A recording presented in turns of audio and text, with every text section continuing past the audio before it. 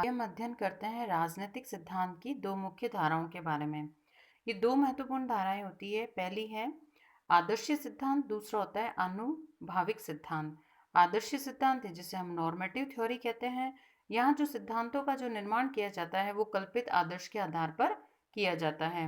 देखिए, राजनीतिक व्यवस्था में कल्पना मस्तिष्क में ली जाती है और उस कल्पना को एक रचनात्मक रूप दे दिया जाता है। इस तरीके से सिद्धांतों का निर्माण होता है। एग्जाम्पल है, प्लेटो ने जो फिलोसोफर किंग या दार्शनिक राजाओं की कल्पना कल्पना की थी और कल्पित आदर्श के आधार पर उन्होंने एक आदर्श राज्य को बनाया था। तो इस तरीके से आदर्शों का निर्माण जो है वो एक कल्पित आदर्श के आधार पर होता है। तो ऐसे आदर्श सिद्धांत का निर्माण होता है। दूसरा होता है आनुभाविक सिद्धांत, एम्पिरिकल थ्योरी। इस तरीके का जो सिद्धांत होता है इसके अंतर्गत जो राजनीतिक शास्त्री होते हैं वे खुद राजनीतिक व्यवहार का आंकड़ों के माध्यम से अध्ययन करते हैं, तथ्यों का संकलन करते हैं, अवलोकन करते हैं। तो इसके अंतर्गत सीधा संबंध प्रचलित राजनीतिक व्यवस्थाओं से रहता है। क्योंकि अनुभव द्वारा ये किया जाता है सिद्धांत का प्रतिपादन, तो इसे आनुभाविक सिद्धांत कहते हैं।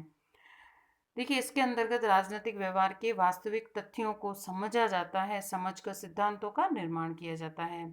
राजनीतिक शास्त्री स्वयं तथ्यों का संकलन करते हैं और संकलन के लिए वो राजनीतिक व्यवहार का बहुत अच्छी तरीके से अवलोकन करते हैं। उन राजनीतिक व्यवहारों से संबंधित आंकड़ों को एकत्रित करते हैं, ठोस तथ्यों को एकत्रित करते हैं और फिर जिस सिद्धांत का प्रतिपादन करते हैं वह राजनीतिक सिद्धांत उनका आनुभाविक सिद्धांत कहलाता है। तो इस तरीके से दो महत्वपूर्ण सिद्धांत हैं। महत्वपूर्ण इसकी परिभाषाएं दे रखी है। राजनीतिक सिद्धांत की जो परिभाषाएं वो इस तरीके से हैं।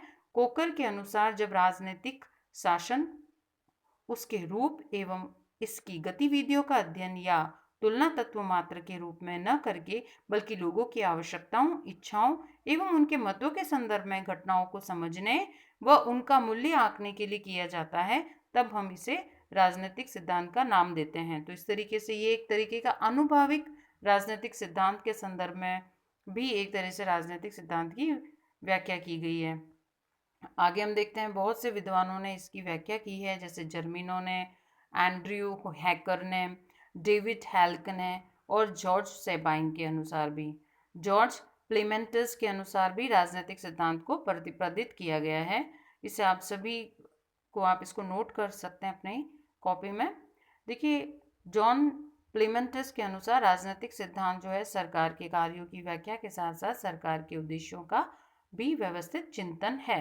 तो इस तरीके से कंक्लूड अगर अपन करें, इन सभी परिभाषाओं को हम कंक्लूड करते हैं कि राजनीतिक सिद्धांत क्या है, तो उसमें हम ये पाएंगे कि राजनीतिक सिद्धांत जो है वो राज्य शासन, सत्ता प्रभाव और कार्यकलाप का ही अध्ययन है और ये अध्ययन भी एक तरीके से वैज्ञानिक अध्ययन है।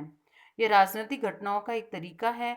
अवलोकन, व्याख्या, मूल्यांकन तीनों तत्व ही मिलकर राजनीतिक सिद्धांत का निर्माण करते हैं।